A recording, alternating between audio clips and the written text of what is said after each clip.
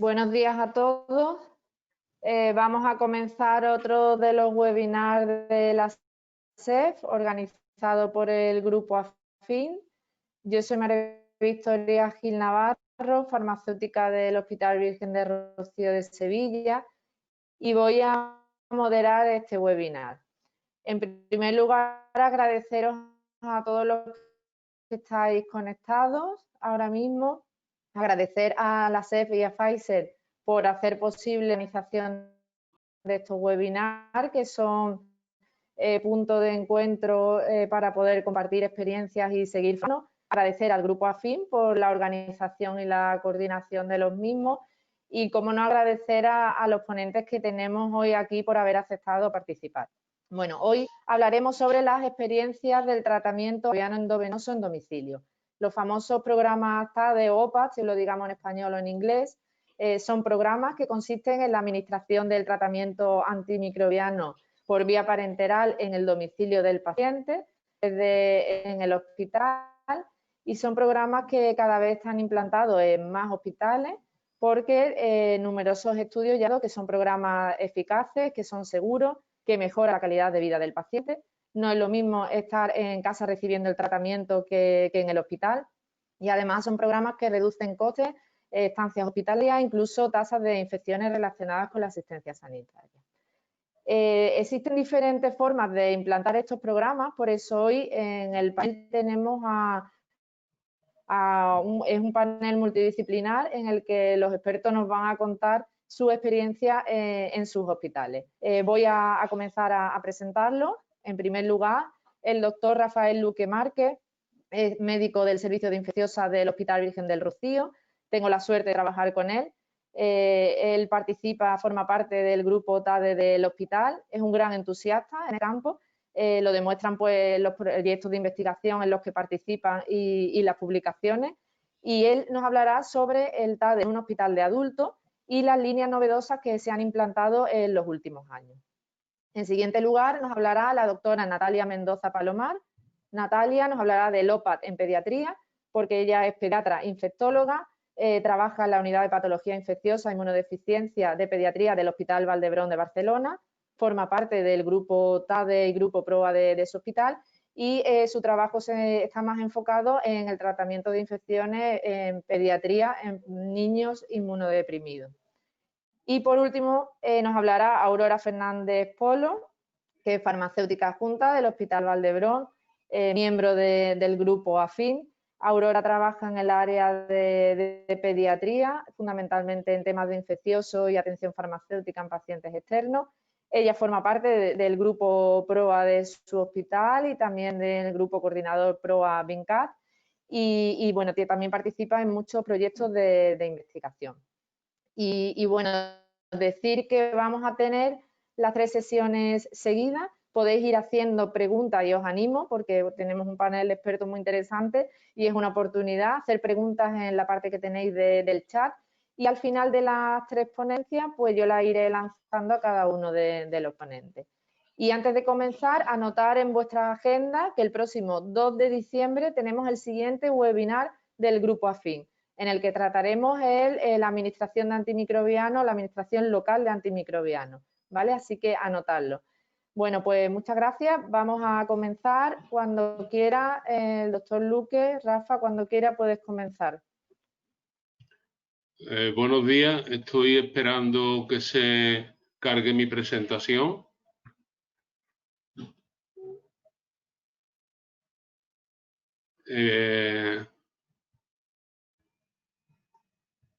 Bien, no sé si la veis, María Victoria, ¿me puede decir si se ve ya la presentación? Sí, se ve. Vale, muchas gracias. Bien, en primer lugar, gracias por la invitación a la Sociedad de Farmacia Hospitalaria. El objetivo de mi breve presentación va a ser doble. En primer lugar, presentaré nuestro programa de OPAD y, en segundo lugar, algunas innovaciones que hemos introducido a lo largo de estos años.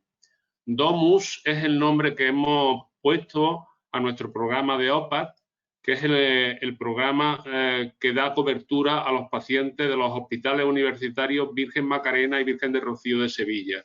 Se creó en el año 2012 para atender los pacientes de la ciudad de Sevilla y de su área metropolitana. En el año 2015 hicimos una extensión, el Domus hospitalario, para el resto de la provincia, que tiene el inconveniente de que los pacientes tienen que desplazarse todos los días al hospital. En nuestro programa se realiza un seguimiento telefónico semanal por médicos expertos en enfermedades infecciosas. La administración de antimicrobianos se efectúa por enfermeros con experiencia en el manejo de infecciones graves, en contacto permanente con un médico referente para solución de incidencias. Es un programa exclusivamente para tratamiento antimicrobiano y existe un circuito de derivación para valoración presencial urgente en el caso de pacientes con complicaciones o con posibles reingresos. Somos capaces de atender 10 pacientes simultáneos en domicilio y 4 en el hospital. Para ello contamos con 2 enfermeros domiciliarios y una enfermera hospitalaria a tiempo parcial. La coordinación del programa la realizan 2 médicos expertos en enfermedades infecciosas y la selección de pacientes se realiza por interconsultores en enfermedades infecciosas. El servicio de farmacia participa con la preparación y la distribución de las soluciones de antibioterapia y funcionamos 365 días al año. En el 60% de los casos utilizamos bomba electrónica programable, en el 36% gravedad y solo en el 4% usamos elastómeros. Nuestra línea de acceso vascular preferente es la línea media, que en los últimos años prácticamente se ha convertido en nuestra línea preferente. Los elementos claves de nuestro programa son una selección de pacientes por un médico experto en enfermedades infecciosas, la estabilidad clínica del enfermo en el momento de la inclusión y contar con un equipo de enfermería con una gran experiencia en el tratamiento de infecciones. A título de ejemplo, aquí podéis ver el checklist que tenemos que cumplimentar antes de solicitar la inclusión de un paciente en nuestro programa. Hasta diciembre de 2019 hemos incluido un total de 2.109 pacientes que, como pueden ver, ha ido creciendo a lo largo de los años. Atendemos fundamentalmente infecciones urinarias, respiratorias, intraabdominales, de piel y partes blandas, pero hasta un 8,3% de endocarditis. Como pueden ver en el diagrama de barra, en los últimos años, en anaranjado y en rojo, se observa un incremento de la inclusión de pacientes con endocarditis e infecciones osteoarticulares. Los 4 antibióticos que se usamos con más frecuente son ceftriaxona, piperacilina, tazobactam, ceftazidima y ertapene. Pero como pueden observar en este diagrama de barra, en los últimos años hemos incrementado el uso de cefasolina y hemos reducido el uso de clozacinina fundamentalmente en infecciones estafilocócicas. También se ha incrementado la utilización de ampicilina y el meropenem se ha mantenido prácticamente estable. El 99% de nuestros pacientes acaban el tratamiento sin incidencia. Las complicaciones con accesos vasculares han ido decreciendo a lo largo de los años y actualmente tenemos un 2% de infecciones relacionadas con los accesos vasculares, que en los últimos años ha disminuido significativamente. ¿Qué hemos hecho durante estos años para mejorar nuestro programa de OPA? Pues bien, hemos utilizado el programa de OPA como una herramienta para optimizar el uso de antimicrobianos, desescalando pautas de antimicrobianos, permitiendo la transición hacia una terapia secuencial oral y reduciendo la duración de tratamientos. Asimismo, hemos utilizado OPA para tratar pacientes colonizados e infectados por bacterias multidrogoresistentes, como una herramienta para disminuir el riesgo de transmisión nosocomial y la necesidad de aislamiento intrahospitalario y de esa manera optimizando los recursos. Hemos adaptado aquellos antimicrobianos que no son estables durante 24 horas para su administración en OPA. Y como a título de ejemplo, el meropenem los administramos las 2 primeras dosis en bomba de perfusión electrónica y una tercera dosis mediante un elastómero que administra el cuidador al que hemos adiestrado previamente antes de que el paciente se haya ido de alta. Hemos utilizado tratamiento antiviral intravenoso para tratamiento de infecciones graves o de infecciones en pacientes inmunocomprometidos. Hemos publicado recientemente nuestra experiencia con el tratamiento de antifúngicos en programas de OPA para tratar infecciones graves como mucormicosis, aspergilosis, candidiasis diseminada, candidemia en pacientes inmunocomprometidos, leishmaniasis, y para ello hemos empleado en la mitad de los casos ambisome, candinas y fluconazol, en todos los casos con una gran respuesta. En base a la experiencia que se había publicado de estabilidad de algunos antimicrobianos de hasta una semana, nos planteamos la posibilidad de utilizar algunos antimicrobianos cada 48 horas, en concreto piperacilina, tazobactam y cefasolina. El objetivo de esta estrategia era, por un lado, ampliar la disponibilidad del programa y, en segundo lugar, evitar que los pacientes que tenían que venir de su domicilio tuvieran que venir todos los días al hospital. Y así hemos utilizado piperacilina cada 48 horas en infecciones urinarias, abdominales, respiratorias, pero concretamente las infecciones intraabdominales, la pauta de cada 48 horas se ha convertido en la pauta preferente. De igual manera, hemos utilizado cefasolina cada 48 horas para diferentes infecciones y en concreto para las bacteriemias la hemos usado la pauta cada 48 horas más que la pauta de 24 horas e igualmente dentro de las bacteriemias para las bacteriemias por estafilococo aureus meticilin sensible. Participamos con el grupo GAMES en la realización de este trabajo recientemente publicado que redefinió cuáles fueron las indicaciones para incluir pacientes con endocarditis dentro de programas de TADE. Y así, los pacientes que tienen una endocarditis no complicada, aunque hayan sido sometidos a cirugía, se pueden incluir en programas de TADE a partir del 10º día de ingreso o del 10º día de la cirugía. Y aquellos pacientes que han tenido graves complicaciones o que tienen comorbilidades pueden incluirse a partir de la 3ª semana del ingreso hospitalario. Concretamente, ustedes ya saben que para el tratamiento de la endocarditis infecciosa por Enterococcus faecalis, en nuestro país y en toda Europa, la pauta preferente es la combinación de ampicilina con ceftriaxona, administrando la ceftriaxona en 2 gramos cada 12 horas, esta pauta durante 6 semanas. Por tanto, nos planteamos cómo adaptar esta pauta para administración en OPA. Y teníamos 3 escenarios posibles. La primera es combinar ampicilina y ceftriaxona en la misma disolución y la información que en ese momento había publicada nos planteaba dudas sobre la estabilidad de 2 betalactámicos cuando se administraban simultáneamente. La segunda opción era administrar los fármacos por 2 bombas distintas, lo cual era impracticable. Y la tercera posibilidad era administrar ceftriaxona como dosis única, basándonos en una experiencia que ya habían publicado los franceses, y luego administrar la ampicilina en bomba programable.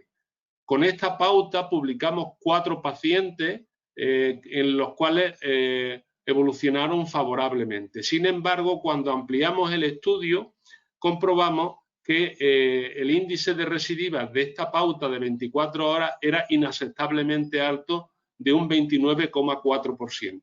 Aunque eran solamente 5 pacientes, estos pacientes se caracterizaban por tener dispositivos protésicos intravasculares que no fueron retirados. Por ello, y en esta línea de investigación, realizamos un estudio de estabilidad de ampicilina y ceftriaxona a diferentes temperaturas y comprobamos que ampicilina y ceftriaxona administrados en la misma disolución son estables durante más de 24 horas a 25 grados y a 30 grados. Esto nos abre la puerta para poder usar ampicilina y ceftriaxona en programas de OPA administrados en la misma disolución en perfusión continua con nuestras bombas electrónicas programables. También realizamos una revisión sistemática de las opciones de tratamiento en programas de OPA para Enterococcus fecalis y comprobamos que realmente la mejor opción de tratamiento ambulatorio no es todavía conocida. De hecho, las opciones para exportar la pauta preferente intrahospitalaria a una pauta extrahospitalaria han sido pobremente estudiadas. Hay nuevos artículos que destacan que teicoplanina o dalbavancina podrían tener alguna utilidad. Por ello, y finalmente, realizamos un ensayo clínico en fase 2 con voluntarios sanos para estudiar la farmacocinética de la ceftriaxona cuando se administraba 2 veces al día y cuando se administra una vez al día a dosis de 4 gramos.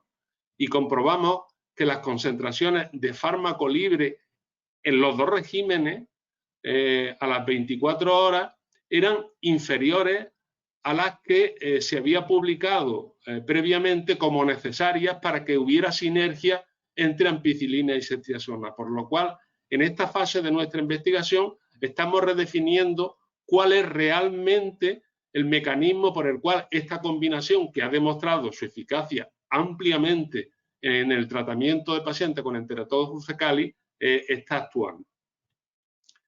Recientemente se han publicado series pequeñas sobre la utilización de nuevos antimicrobianos en régimen de OPA. Concretamente, se ha publicado la teicoplanina administrada a dosis de 10 miligramos kilo de peso como tratamiento de continuación en pacientes con endocarditis por Enterococcus fecalis, con una eficacia muy relevante. Asimismo, se ha publicado una serie de 83 pacientes en las cuales se utilizó dalbavancina para tratar bacteriemias y endocarditis por microorganismos gram positivos, con una eficacia del 96.7%. Se ha presentado una serie pequeña de 7 casos de ceftolozano tazobactam administrado en perfusión continua. Y nosotros recientemente hemos enviado para publicación el primer caso en el que se ha utilizado ceftobiprole en un régimen de OPA. Como reflexiones finales, OPA es la mejor opción para pacientes estables con infecciones graves que requieran tratamiento intravenoso prolongado. Los equipos de OPA deben ser multidisciplinarios, en nuestro criterio, liderados por especialistas de enfermedades infecciosas con la colaboración de un farmacéutico especializado en antimicrobianos y un personal de enfermería experto en el tratamiento de infecciones. Es necesaria la colaboración con atención primaria para llevar el OPA a zonas remotas, utilizando herramientas incluso como la telemedicina. El OPA se debe utilizar como una herramienta para optimizar el uso de antimicrobianos e integrarlo en nuestro programa de PROA. La utilización de nuevos antibióticos para infecciones multiresistentes en programas de OPA reduce el riesgo de transmisión nosocomial y optimiza los recursos asistenciales, evitando el tener que aislar a los pacientes. Los antibióticos de larga vida media pueden ser costo eficientes en algunos escenarios. Se necesitan estudios farmacocinéticos y de estabilidad para adaptar las pautas de antimicrobianos a programas de OPA, y esto es una oportunidad para la investigación clínica entre farmacia y especialistas en enfermedades infecciosas, como hemos presentado previamente. Y finalmente, cada vez serán más frecuentes nuevos escenarios como OPA nonagenarios o OPA paliativos, para los que tendremos que darle respuesta. Muchas gracias. Muchas gracias, Rafael, por tu ponencia, que ha sido magnífica. Seguro que ha dado muchas ideas a otros compañeros de otros hospitales. Os animo a lanzarle preguntas. Y pasamos ahora a la ponencia de Natalia, que nos hablará del OPA en pediatría. Cuando quieras, Natalia.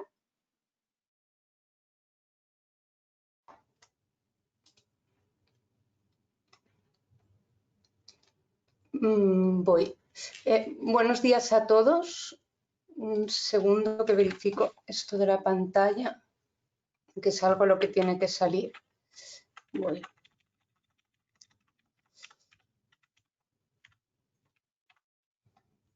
Vale. ¿Se ve correctamente la pantalla? Sí, se ve, Natalia. Vale, gracias. Bueno, pues vamos a ello. Yo no me presentaré, que ya me han presentado. Entonces, la idea es un poco hablaros de nuestra experiencia con el OPAT en pediatría, en nuestro hospital, que es un hospital pediátrico terciario de referencia. Primero de todo, este es el índice que desarrollaré. Y para empezar, quería plantear un poco por qué pediatría y por qué se nos había dejado este espacio específico. Pues bien, la historia del OPAT realmente empezó en pediatría. Este es el primer artículo que existe, se publicó en el 1974 sobre tratamiento antibiótico domiciliario endovenoso en pacientes pediátricos con fibrosis quística. Luego, más allá de las razones históricas, como el mantra que los pediatras no nos cansamos de repetir, pues un niño no es un adulto pequeño y por lo tanto no podemos extrapolar directamente las pautas y experiencias de adultos a pediatría, sino que tenemos que ajustarlas. Estas diferencias son muchas, pero básicamente la fisiología es diferente, los parámetros PKPD son diferentes, como saben, y luego el tipo de enfermedad es diferente, los microorganismos y sus resistencias son diferentes y finalmente en el paciente pediátrico el entorno familiar y social pues adquiere más importancia. Esto no solo lo pensamos nosotros, durante los últimos años han ido apareciendo cada vez más artículos que hablan pues, de la experiencia en programas de OPAT pediátrico y de hecho incluso una guía realizada en el Reino Unido que en este sentido tienen mucha trayectoria sobre recomendaciones de buena práctica clínica para el OPAT en pacientes pediátricos, del cual he extraído algunas de las informaciones que les mostraré. Sobre la relevancia en pediatría, pues es mucha. Tenemos primero unos beneficios muy importantes, ¿no? Que serían sobre todo pues, la satisfacción y el bienestar psicológico para pacientes y familias derivados pues, de no estar hospitalizados, sino de estar en su casa.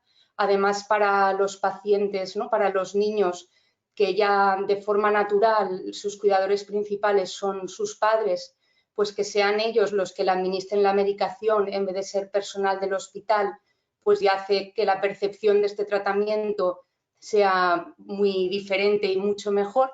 Y luego también aquí tenemos en cuenta a los hermanos, que muchas veces son los grandes olvidados cuando tenemos niños enfermos, que en el caso de un ingreso prolongado tienen a uno o dos de sus progenitores y a su hermano separados de ellos y que en el caso del tratamiento a domicilio pueden estar todos juntos. El OPAT también permite la vuelta a la escolarización. Nosotros tenemos muy buena experiencia con niños que, pese a ser portadores de catéteres venosos, pueden acudir al colegio coordinándose, por supuesto, pues con profesores y resto de cuidadores y en el caso de los padres, pues volver a su empleo antes de lo que sería si estuviesen los niños ingresados. Y luego ya características que son comunes a todos los programas de OPAT, que ya han sido comentados, como la reducción de la infección nosocomial, de los costes sanitarios e incluso en este nuevo escenario en el que estamos desde hace unos meses de la pandemia de coronavirus, pues también puede ayudar mucho a reducir la estancia hospitalaria en una situación excepcional como esta. Además de los beneficios, evidentemente hay una serie de riesgos que son inherentes pues, a ser portadores de un catéter central y luego a que es cierto que los niños, aunque en general tenemos pocos de estos problemas, pues siempre podría existir la posibilidad de que ellos mismos movilicen o intenten incluso arrancarse el catéter. La verdad es que esto es, en nuestra experiencia es muy excepcional, pero está claro que es una preocupación al menos teórica. Y luego pues los errores de preparación o de administración que pueden haber, especialmente cuando el método es la autoadministración por padres y cuidadores. Todo esto nos lleva una vez más a que si queremos garantizar el éxito de los programas de OPAT, tengamos que hacer una selección muy cuidadosa de pacientes, que en el caso pediátrico tendrá en cuenta seguramente factores un poco diferentes del caso de los adultos. Como una pincelada de la relevancia que puede llegar a tener el OPAT en pediatría, describir 4 datos de este artículo que fue realizado en el Reino Unido y publicado recientemente en 2018, que describe el impacto de un programa de OPAT pediátrico en un hospital terciario. Se incluyeron 123 pacientes. Me gustaría destacar que prácticamente la mitad eran menores de 5 años. La patología más prevalente era osteomielitis y, lógicamente, el microorganismo predominante Staphylococcus aureus. Y el programa de OPAT consiguió ahorrar 1.683 días de hospitalización y los resultados, como pueden ver, fueron muy buenos. Casi un 90% de éxito sin efectos adversos, un 10% de éxito con efectos adversos menores, por ejemplo, que se tuvo que cambiar el tipo de medicación por alguna reacción adversa leve o que se tuvo que recambiar el catéter pero sin necesitar ingreso, y un 2% de fracaso con reingreso. Estas cifras, aunque evidentemente no son perfectas, son realmente muy similares o incluso mejores a las que veríamos en el hospital y, por lo tanto, los autores concluyen, y yo estoy de acuerdo, en que el tratamiento de OPAT en pediatría es efectivo, nos permite ahorrar días de hospitalización de forma significativa y es seguro. Sobre los requisitos que comentaba anteriormente, por supuesto, es necesario que el paciente necesite un antibiótico endovenoso y que no existe una alternativa oral igual de efectiva y de segura, que la duración del tratamiento sea suficiente para justificar toda la organización del OPAT. Esto también depende un poco del tipo de OPAT que se realice en cada centro. Nosotros que trabajamos con un programa de autoadministración y que, por lo tanto, hay que capacitar a los cuidadores, esto es importante porque si nos permite ahorrarnos un día de ingreso, quizás no es necesario. Es cierto que en programas que lo que hacen es que el paciente recibe el tratamiento mediante la visita de una persona de enfermería, pues quizás tratamientos más cortos ya son merecedores de OPAT. Por supuesto, que no haya otros motivos de ingreso para el paciente, que la infección sea estable y la evolución sea predecible. No nos podemos permitir que haya una mala evolución en el sentido de inestabilidad hemodinámica de un paciente. Y finalmente, que las características del fármaco sean seguras para administrar en domicilio. Esto, una vez más, es sobre todo importante si se trabaja con autoadministración. Si es una enfermera quien administra el fármaco, esto se puede revalorar. Me gustaría destacar que la edad, que alguno podría preguntarse por qué no está en esta lista, pues efectivamente no está en esta lista. La edad no es un criterio de exclusión para un programa de OPAT, aunque evidentemente cada programa puede decidir dónde pone un corte de edad, si lo pone. En nuestro hospital hemos hecho OPAT en pacientes lactantes y los resultados han sido muy buenos. Respecto a los padres o cuidadores, necesitamos que exista al menos una persona de referencia, que será la que se va a capacitar y que pueda garantizar que dispone del tiempo para realizar la administración del tratamiento, que tenga capacidad para entender los cuidados del catéter, así como la preparación y administración del antibiótico, que tenga los recursos para contactar con el hospital y acudir si es necesario, y también para mantener la higiene del catéter y del material. En algunas ocasiones puede ser necesario que se disponga de nevera. Y finalmente, en el sistema sanitario o en el hospital necesitamos equipos multidisciplinarios que incluyan infectólogos pediátricos, referentes de enfermería y referentes de farmacia, y lo ideal es que todos sean las personas referentes de TADE y que sea un equipo con continuidad en el tiempo. Un equipo de colocación de catéteres que, como comentaba antes el doctor Luque, normalmente los programas de OPAT se prefieren los catéteres de línea media, que se pueda realizar una atención al paciente en el hospital las 24 horas, sea telefónica o presencial en urgencias, y luego, por supuesto, pues la capacidad técnica y los recursos materiales. Con esto que les he explicado, se ha visto que realmente las patologías dianas son prácticamente cualquier patología infecciosa que necesita un tratamiento endovenoso y con un paciente estable, como comentaba. Las listas de los documentos de guías ya ven que ponen prácticamente todas las infecciones, y luego un poco pues las patologías que más se tratarán en uno u otro centro dependerán de las características de sus pacientes. En nuestro centro, como presentaré después brevemente, tenemos una patología importante de pacientes inmunodeprimidos y trasplantados, y por lo tanto muchas veces las infecciones que más se tratarán serán las propias de estos pacientes, por ejemplo, la escolongitis en pacientes con trasplante hepático, a diferencia de lo que está descrito en la literatura, que quizás son hospitales con más población sin patología de base y que, por lo tanto, la infección más frecuentemente tratada es la osteomielitis. Un mínimo comentario sobre la relación entre los programas de OPAT y el PROA, que ya ha desarrollado antes el doctor Luque.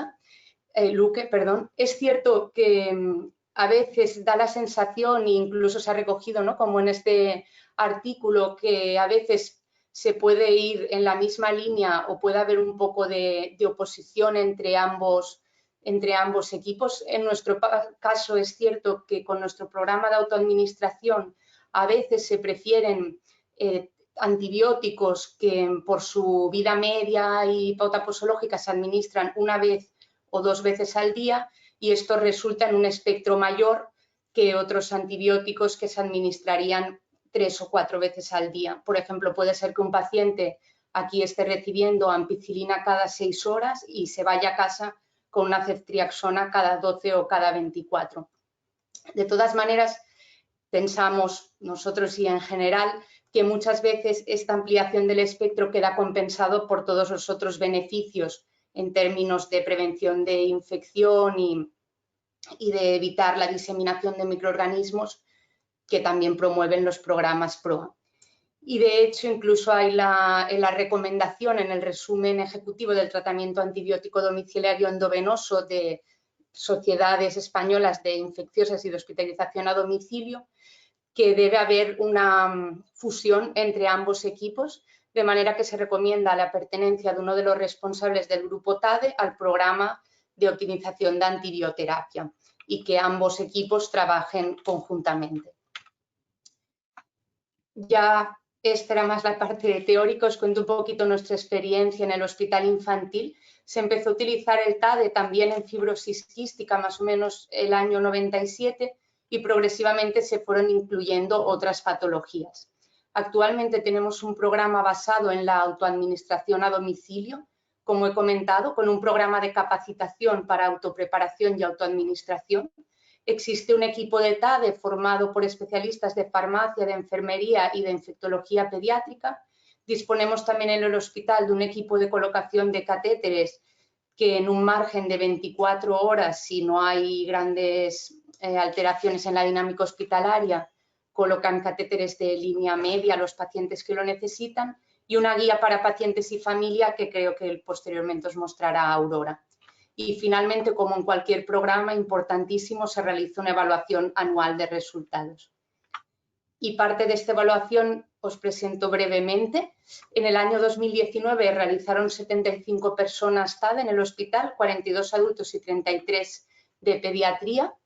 Me gustaría destacar que de todos estos pacientes, hasta una tercera parte, su domicilio estaba fuera de Barcelona, donde está nuestro hospital.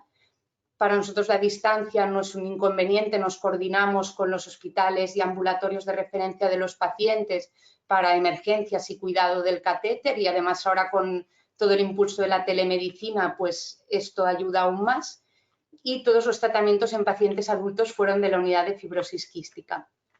En cambio, como pueden ver, En pediatría, aunque la gran mayoría de tratamientos también fueron para la fibrosis quística, un 64%, luego hubo pacientes de todas las especialidades.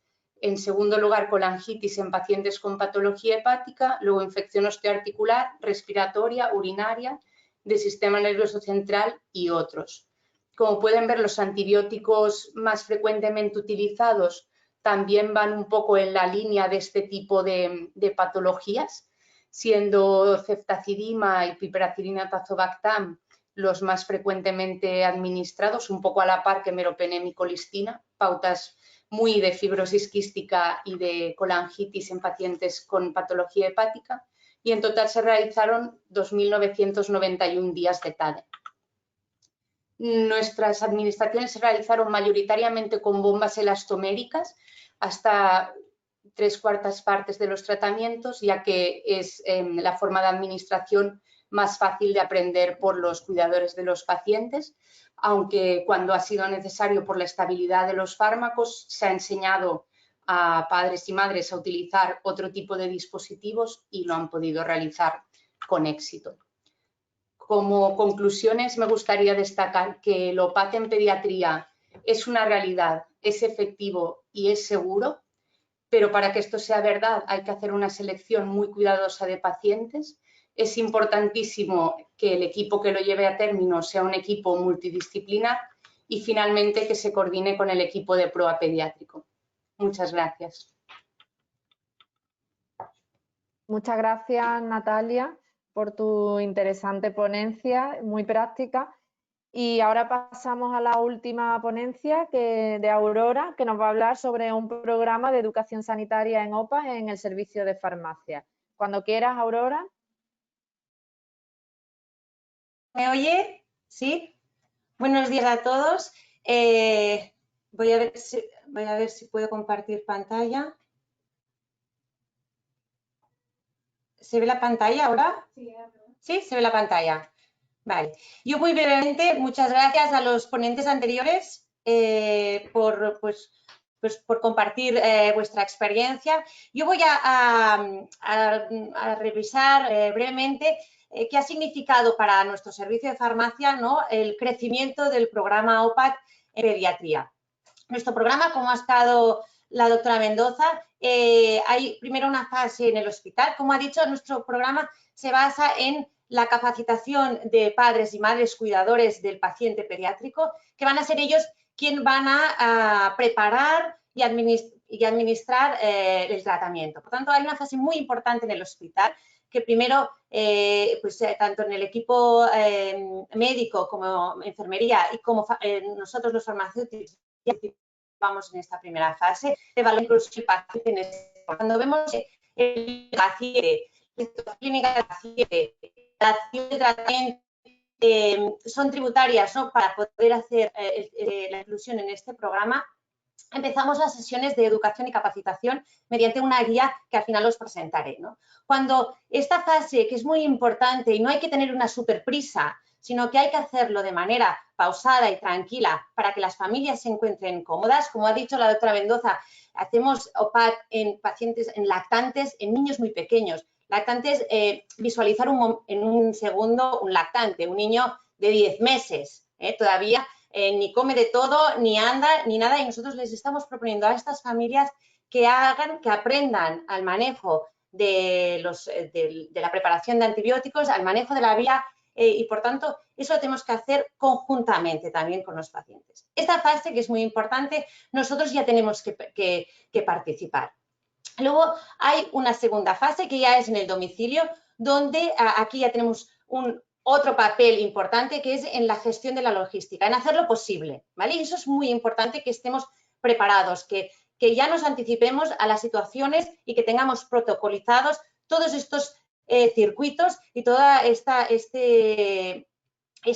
nueva manera de atender a los pacientes, esta nueva manera de atención farmacéutica, para que esté protocolizada, para que sea ágil, para que sea segura, para que sea también que a nosotros tampoco nos bloquee nuestros sistemas de las unidades de atención al paciente externo cuando hay un tratamiento antibiótico a domicilio.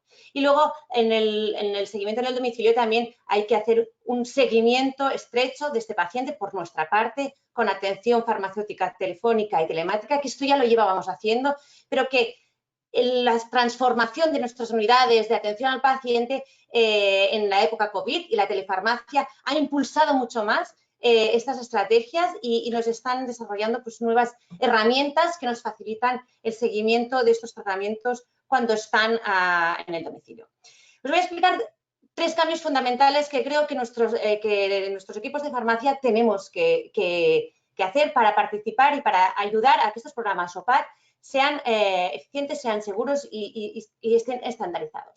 Nosotros podemos tener una actitud, los farmacéuticos, nuestros servicios, de, bueno, voy a aportar mi grano de arena, ¿no? Pues voy a aportar el fármaco, el material y chimpún. Yo creo que tenemos que ir un poco más allá. Ya hace años que ya estamos en esta línea de ser una pieza más en el engranaje. Esto creo que la cultura de los PROA en los últimos años, de las unidades de pacientes externos, hemos sido capaces de hacer esta transformación, de no solo aportar nuestro grano de arena de información al medicamento y la logística del medicamento, sino formamos parte de equipos multidisciplinares, somos una pieza más en el engranaje, como en los relojes. Todas las piezas son importantes para que dé la hora en precisión, pero yo creo que tenemos que hacer un paso más y es el que estamos haciendo actualmente con la telefarmacia, que es que tenemos que formar parte de la toma de decisión, ayudar y formar parte de estos equipos como un profesional más en que pues participamos en la toma de decisión de la inclusión y del seguimiento clínico de estos pacientes. Y los equipos OPAT no son equipos multidisciplinares, esto ya lo dicen todas las guías, en que tiene que haber un infectólogo experto, en nuestro caso un pediatra experto en infectología, enfermeros expertos en educación sanitaria y farmacéuticos expertos en el uso de PROA y que estén las unidades de atención al paciente externo. Pero no nos olvidemos que en nuestro caso, en los programas OPAT de autoadministración, en el equipo multidisciplinar tenemos que contar con los pacientes y en nuestro caso, sobre todo, con los cuidadores. Tienen que formar parte también del equipo, tienen que sentirse seguros, como decía, ¿no? Y darles herramientas para que esta opción de asistencia, la asistencia del tratamiento antibiótico endovenoso en el domicilio, ellos pues también se sientan seguros y crean que es la mejor opción para el paciente, ¿no? Y así lo vivan. No lo vivan como el hospital necesita camas y me envían a casa, sino que es la mejor opción y así lo creemos. Y tenemos que transmitirlo a las familias que es la mejor opción para el paciente. Y para ello las unidades de atención al paciente externo de farmacia tenemos que programar las visitas, disculpad que suena el teléfono, y tenemos que desarrollar herramientas de seguimiento telemático. Como decía, la transformación de nuestras unidades de atención a los pacientes externos que nos ha acelerado el COVID, creo que es una buena oportunidad también para el seguimiento de los tratamientos OPAT de estos pacientes. El segundo cambio de las unidades de pacientes externos que tenemos que desarrollar es que no solo dispensamos medicación, sino que en estos casos también dispensamos todo el material que se necesita para la administración. Y eso complica un poco nuestros circuitos. No puede bloquearnos nuestra atención que ya tenemos bastante sobrecargada cuando tenemos un paciente para hacer tratamiento ambulatorio. Pensar que en nuestra unidad a diario hacemos pues entre 2, 3 pacientes con tratamiento antibiótico a domicilio. Eso no nos puede bloquear nuestro personal, no nos puede bloquear nuestra cola de atención. Tenemos que tenerlo bien protocolizado, tenemos que tener estandarizados unos kits de material bien seleccionados que sean estandarizados para semana, para que sea, pues, no sé, cada hospital tendrá su logística, pero nosotros tenemos estandarizados kits de material donde ya viene la bomba elastomérica, con la jeringa de carga, con la jeringa de preparación de la medicación. Así evitamos errores en la dispensación del material, que a veces el personal técnico no está familiarizado con este material, que hay cambios en las marcas del material y, por tanto, la realización de estos kits de material favorecen la seguridad de que cuando el paciente, en la utilización del material correcto. Y eso también nos permite una posible automatización o una posible o una agilización en la preparación y en la dispensación, la atención a los pacientes de manera presencial, y también nos facilita tal vez el envío de la medicación, del antibiótico endovenoso y todo el material poderlo hacer con el home delivery. Y el tercer cambio, importantísimo, tenemos que participar en la educación sanitaria. Y la educación sanitaria no es dar un prospecto con información de la medicación, sino que en los programas OPAT, en las unidades de atención a los pacientes externos, es un programa complejo. Hay que sentarse con el paciente junto con la enfermería y revisar pues, todas las medidas higiénicas, los cuidados del mantenimiento del acceso venoso, de lo que es la preparación estricta de la medicación, el manejo de los dispositivos. Tenemos que conocer cómo funcionan estos dispositivos. No vale solo saber la estabilidad de los fármacos en los sueros, sino que hay que saber y hay que aprender y hay que compartir con enfermería y con los pacientes el cuidado del acceso y de los dispositivos, porque es muy importante, porque como también dispensamos todo el material, hay que asegurarse que dispensamos el material correcto para la vía que lleva el paciente, para el sistema de administración que lleva el paciente, y por tanto es importantísimo también ser conocedores de estas áreas en la administración. Y luego también pues, establecer con los pacientes los signos de alerta, las vías de comunicación con nosotros y con otros profesionales, ¿no? Cuando tienen cualquier problema en el domicilio. Piensen que estos pacientes se van a su casa con un niño pequeño que tienen que hacer el tratamiento endovenoso y tienen que sentirse y tenemos que tener los recursos para darles soporte en el domicilio frente a cualquier duda. Yo les digo, oye, cuando tengas una duda, aunque te parezca que es una tontería, no te preocupes, llámame, dime, oye, que tengo una duda que me parece que es una tontería. Nos vamos a reír y vamos a solucionar esta duda, ¿vale? Que nunca se queden con la sensación de que estarán solos en casa. Ese es el mejor tratamiento que le ofrecemos en casa, la mejor atención, pero nosotros estamos ahí para intentar solucionar cualquier duda o problema que tengan en el domicilio.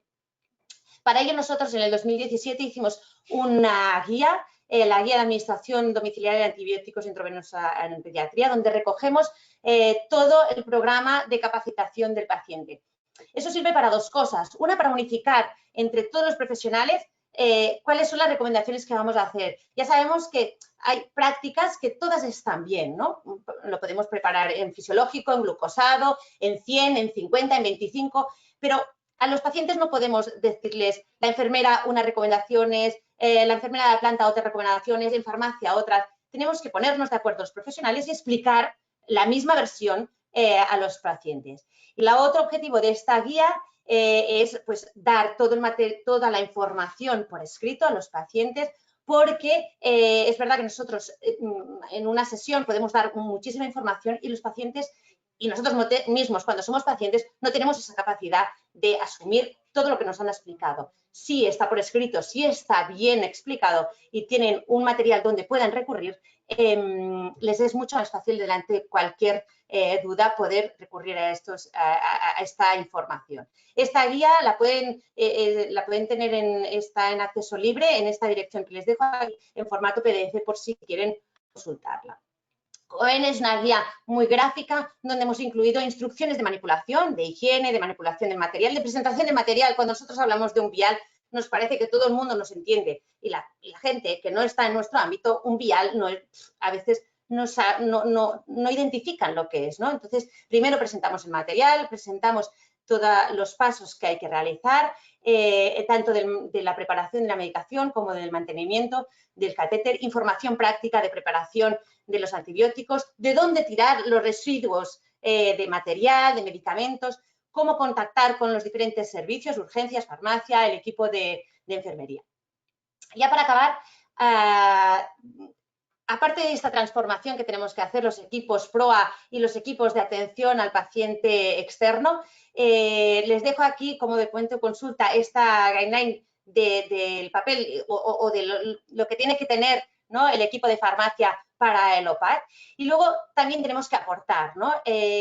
Nosotros desde el grupo ACINF este año hemos promovido un estudio OPAT-STAP, que la investigadora principal es María Victoria Gil, donde vamos a hacer un estudio de estabilidad de los antimicrobianos en condiciones análogas a la utilización, ¿no?, a las que se utilizan en los programas OPAT, de algunos antibióticos para poder aumentar, ¿no?, la cartera de antibióticos que se pueden administrar en los programas OPAT. Este proyecto hemos tenido la suerte de que hemos recibido el soporte de la SED, ¿no?, con las ayudas de los proyectos del grupo de la SED, y lo vamos a desarrollar pues en los próximos meses. Ya estamos empezando ya tenemos el proyecto, el protocolo diseñado, y estamos empezando a trabajar ya para ver cómo podemos hacer pues las diferentes estudios de estabilidad de algunos de los medicamentos.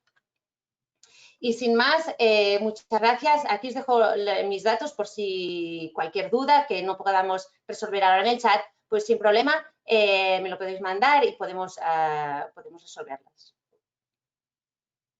Muchas gracias, Aurora. Muy interesante la labor del farmacéutico en la educación sanitaria en estos programas. Y bueno, vamos a tener 5 minutitos para las preguntas que ya han lanzado. La primera de ellas es para Rafael. La pregunta la realiza Susana Melendo, adjunta de Infectología Pediátrica del Hospital Valdebrón. Y Rafael, pregunta sobre la pauta que comentaba con piperacilina, tazobactam y cefactolina cada 48 horas.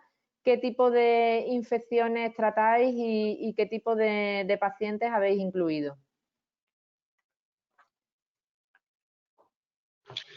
Sí, se me escucha, ¿no? Como he presentado de forma muy rápida, las indicaciones son prácticamente las mismas que con la pauta de 24 horas. Concretamente, en el caso de piperacilina tazobactam, en las infecciones intraabdominales complejas que necesitan continuación de tratamiento intravenoso por sus características, como pueden ser complicaciones postquirúrgicas, accesos intraabdominales, nosotros utilizamos de forma preferente piperacilina tazobactam en régimen cada 48 horas. De igual manera, en la bacteriemia estafilocócica, que necesitaran completar el tratamiento en régimen intravenoso, también hemos optado preferentemente por esta pauta, ¿no? Realmente, como es una pauta que se administra o en el hospital o la administran nuestros enfermeros, pues tenemos la seguridad del seguimiento continuado de los pacientes y ante alguna evolución adversa inmediatamente se nos notifica, ¿no? Pero lo que queríamos transmitir es que la pauta cada 48 horas es tan segura como la pauta cada 24 horas y rompemos con la idea de que los antibióticos siempre había que administrarlos cada día, ¿no? Lo cual no necesariamente tiene que ser verdad, ¿no? Vale, muchas gracias, Rafael. Hay otra pregunta de Carminda María Bento para Natalia y Aurora. ¿Los antibióticos en pediatría son preparados por farmacia? No, no los preparamos en farmacia, disculpa. Enseñamos a los pacientes el manejo, la preparación de los antibióticos. Es decir, en la guía explicamos cómo se reconstituye el vial, cuál es el volumen que tienen que retirar del vial, cómo lo ponen en un suero y cómo preparar la bomba elastomérica o cómo utilizar la bomba de infusión. Nosotros la bomba elastomérica la utilizamos siempre que se pueda, por estabilidad, por comodidad del paciente, ¿no? Pero a veces tenemos un problema con el volumen, no tenemos todas las bombas de infusión que hay en el mercado, sino unas determinadas, y entonces a veces en niños muy pequeños que requieren 3 administraciones al día, no podemos administrarlo con las bombas de infusión, ¿no? Porque administrar a un lactante 300 mililitros al día, que es lo que requiere, ¿no? Las bombas son de 100 mililitros, se tiene que administrar 3 veces al día, eso solo sería un aporte de 300 mililitros y a veces en un lactante pequeñito eso es mucho volumen, ¿no? O un paciente cardiópata. En estos casos optamos básicamente por la administración con jeringas de infusión, que podemos ajustar mucho más el volumen a infundir. Y en estos casos también enseñamos a las familias la preparación, la administración de estos pacientes. Nuestro perfil de pacientes, como comentaba Natalia, son pacientes con patología crónica. Nuestras familias muchas veces ya son familias pues, que en general, el perfil general de nuestro hospital, son familias que están, pues que ya han hecho varios ingresos, que se les hace atención médica compleja y por tanto ya son familias las que se incluyen en estos programas que a veces pues ya han ido teniendo bastante contacto con el mundo sanitario y con nuestro hospital y por tanto nosotros les ofrecemos esto, ¿no? Esta opción de un programa avanzado. Pero nosotros siempre optamos por la preparación por parte de las familias y los pacientes. También, como ha comentado Natalia, nosotros somos un centro de referencia a nivel de la comunidad y a veces de otras comunidades que también, ¿no?, atendemos a pacientes. Y eso quiere decir que atendemos a pacientes que viven muy lejos del hospital y eso complicaría muchísimo la preparación y la estabilidad, ¿no?, de los fármacos. Y la ventaja que tiene el programa, que es que el paciente vaya a su casa y poderlo, ¿no?, desenganchar un poco del hospital y ofrecerle, ¿no?, hacer este tratamiento en su entorno habitual, que esto para pediatría es importantísimo para los niños. Eso también sería una limitación, ¿no? Si un paciente pues vive a 100 kilómetros, hacerle venir pues muy a menudo al hospital para que venga a buscar la medicación, pues, bajaría, ¿no?, la calidad de lo que estamos ofreciendo al paciente. Entonces, tenemos muy buena experiencia en el programa de capacitación a los pacientes. El equipo de enfermería, hay varias enfermeras de pacientes crónicos que pues enseñan y capacitan a los pacientes, les hacen un seguimiento durante unos días de ingreso y cuando el paciente, los cuidadores se sienten seguros en la preparación, pues es cuando les damos el alta y hacen el tratamiento en el domicilio. Vale, muchas gracias. También hay una pregunta de Carminda para todos. ¿Hacéis monitorización farmacocinética en pacientes en domicilio? Nosotros la verdad es que hasta ahora no hemos administrado, que yo recuerde, fármacos que lo necesitasen, pero si fuese necesario lo haríamos. O sea, haríamos coincidir las visitas al hospital, ¿no?, para cuidado del apósito, para recoger medicación, con extracciones para hacer monitorización de concentraciones plasmáticas. Yo creo que en ese sentido el hecho de estar en domicilio no tiene que cambiar para nada este manejo. Totalmente de acuerdo. Es como si hay pacientes que llevan tratamiento oral no sé, de algún antifúngico o de algún que también lo requieren, pues se sigue el mismo criterio, ¿no?, de seguimiento o otros tratamientos que requieran, ¿no?, los inmunosupresores que requieren que el paciente está en régimen domiciliario y se le hace seguimiento farmacocinético. Pues en estos casos, si lo requiere, se haría sin problema, desde luego. Vale. Si quieres contesto yo, Rafa, en nuestro hospital. Nosotros monitorizamos en nuestro caso, vancomicina y no sé si me oye. aminoglucósido. Sí, en nuestro caso, como la enfermera se desplaza a domicilio, bueno, no oiga nada. Sí, te escuchamos, Rafa. ¿Rafa? Bueno, en este caso, nuestro programa como enfermería va al domicilio del paciente cuando están en tratamiento con vancomicina y aminoglucósido. Si ¿Sí? tiene ¿Me criterios escuchan? Sí, se te escucha, Rafa. Bueno, pues parece que tiene problemas con el micrófono. Pues en estos casos, pues sí, el enfermero le extrae sangre y se miden los niveles, se hace un seguimiento. Fundamentalmente en pacientes con fibrosis quística que están en tratamiento con aminoglucósidos, suele ser los más numerosos. ¿Vale? Bueno, hay otra pregunta de Javier del Pozo. que dice: buenos días, me llama la atención que ceftriaxona, piperacinata, azobactam, antibióticos que farmacocinéticamente tiempo dependientes con una administración al día o incluso cada 48 horas en infecciones donde alcanzar concentraciones eficaces es más complicado, como las endocarditis, se mantengan concentraciones eficaces por encima de la CMI y las tasas de reinfección sea baja. ¿Creéis que estos estudios cambian relativamente el paradigma de funcionamiento cinético de estos pacientes, de estos antibióticos? ¿Cada cuánto monitorizáis estos pacientes? Muchas gracias. Rafa está teniendo problemas. Bueno, en el caso de los antibióticos que preparamos cada 48 horas, como van en bombas electrónicas, la administración es lo que programemos. Es decir, si es piperacinata, azobactam, podemos programar que cada 8 horas se infunda una dosis e incluso lo que hacemos es administrarlo en perfusión extendida en casi todos los casos. Es decir, que en cada 8 horas se infunde 4 gramos en 4 horas. Así durante 48 horas.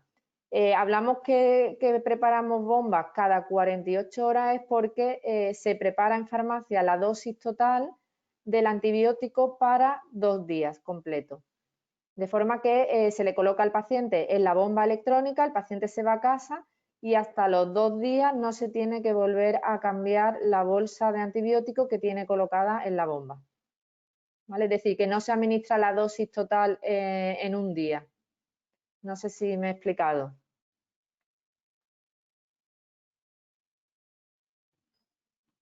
Bueno, pues ya voy a mirar, pero ya no hay más preguntas. Yo tengo una pregunta rápida para Natalia y para Aurora. En vuestro caso, como enseñáis al paciente, hacéis educación sanitaria, habéis comentado que tenéis bastante éxito, formáis muy bien a los pacientes, son fundamentalmente pacientes crónicos que van a tener muchas infecciones o han tenido a lo largo de su vida, pero cuando el paciente tiene algún problema en casa, ¿cómo contacta con vosotros? ¿Con el farmacéutico, enfermero o habéis analizado si tenéis alta tasa de reingresos por este motivo, que acudan a urgencia cuando se encuentran con algún problema, sobre todo las primeras veces, ¿no? Familias que todavía no tienen mucha experiencia? Bueno, habitualmente yo creo que en primera instancia, como suelen ser más temas, ¿no?, del catéter, de los cuidados del catéter, de la infusión, suelen contactar con la enfermera referente de TADE, que además, como les ha estado capacitando diariamente, pues al final también, ¿no?, es a quien han visto más en relación con el procedimiento. Ella tiene un número donde la pueden llamar de 8 a 5 y si no pueden llamar a urgencias. Entonces, ella es un poco quien coordina, ¿no?, luego al resto y por supuesto, pues si tienen algún tema más con la dispensación de fármacos o lo que sea, pues llaman a farmacia. Y luego el registro lo lleva más Aurora y de hecho ahora lo estamos trabajando, pero reingreso motivado por complicaciones del TADE, yo diría que no hemos tenido ninguno.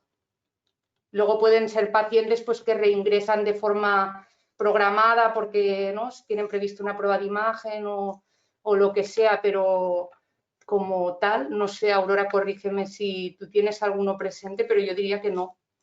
No, en nuestro programa, como si miráis en la guía, si la consultáis, hay una parte al final de qué tengo que hacer, ¿no?, los signos de alarma, y en función de cuál es el signo de alarma, pues tienen que acudir a un sitio u otro. Como dice Natalia, enfermería es quien hace el seguimiento, sobre todo pues del catéter, ¿no?, y de la manipulación, y ya una vez les damos el alta, porque les damos el alta, no los ingresamos a hospital a domicilio, sino que les damos el alta, enfermería ya se programa diferentes visitas telemáticas para el seguimiento, ¿vale? El equipo médico también hace algunas visitas telemáticas para el seguimiento clínico y nosotros en farmacia también les hacemos seguimiento pues para todo lo que es la medicación. Entonces, en función de cuál sea el signo de alarma y lo que les pase, ¿no?, pueden acudir a un sitio u otro y así lo tenemos recogido en el protocolo y en la guía, ¿no? Si tienen fiebre, si viene alguna, ¿no?, enrojecimiento de la zona del catéter o alguna cosa, tienen que acudir a urgencias. Si es un problema mecánico del catéter, que igual no les fluye bien o algún aspecto así, saben que pueden contactar con enfermería y enfermería tiene un teléfono busca donde en horario me parece que es de memoria, os lo digo, de 8 a 5 pongamos, pues puede atenderlos, ¿no? Y por todo lo que hace referencia pues, a la medicación, se me ha quedado fuera la nevera, lo veo de un aspecto raro, me he quedado sin este material, me falta esto, lo otro, pueden contactar con nosotros. Entonces, eso forma parte de la educación sanitaria, de identificar los signos de alarma y saber a qué profesional tiene que acudir. Y por nuestra parte, de manera activa, también nos programamos, tanto enfermería como el equipo clínico como farmacia, pues unas visitas telemáticas a distancia de atención y seguimiento.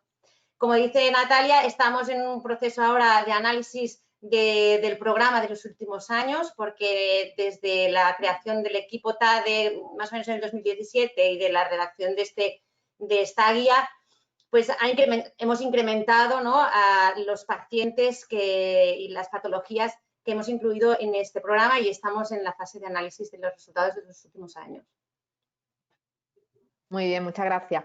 Bueno, pues ya no hay más preguntas. Podemos concluir este webinar que ha sido muy interesante y muy práctico. Nos han presentado dos tipos de TADE, uno en el que la medicación se prepara en farmacia y el enfermero va a casa, y otro en el que existe un programa muy importante de educación sanitaria de formación al paciente, en el que el paciente pues prepara la medicación. Y bueno, son dos programas con éxito que están siendo eficaces y seguros y que por supuesto aumentan la calidad del paciente, que es lo que buscamos. Además, se están haciendo pues nuevas innovaciones, porque aunque tengamos programas ya implantados en nuestros hospitales, todavía hay pacientes que a lo mejor no se pueden ir porque el antibiótico no sea estable, o como pueden ser antivirales, antifúngicos, y bueno, cada vez hay más publicaciones y más estudios sobre este tema, aumentando el número de pacientes candidatos para ser tratados en casa. Así que nada más, muchas gracias a todos por asistir y a vosotros, los ponentes, y que tengáis buen día y feliz semana. Muchas gracias. Nos vemos el día 2 de diciembre, por cierto, lo vuelvo a recordar, ¿vale? Anotarlo en la agenda. Gracias, hasta luego. Adiós, buenos días. Hasta luego, buenos días.